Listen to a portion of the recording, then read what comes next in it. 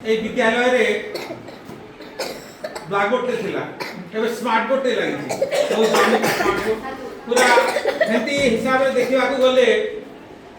Classroom ଟା ଗୋଟେ mini cinema hall ହେଇଛି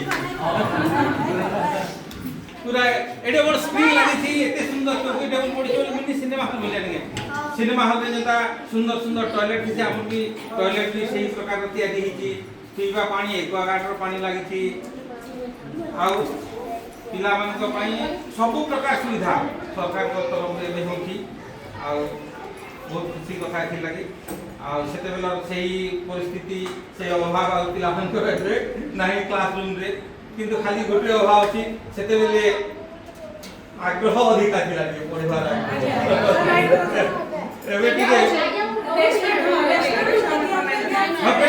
ସେତେବେଳେ ସେ ମାହୋଲ ଏବେ ମାହୋଲ ଟିକେ ଭିନ୍ନ ପ୍ରକାର ହେଇଛି ଯାହା ହଉ ବହୁତ ଖୁସି ଲାଗୁଛି।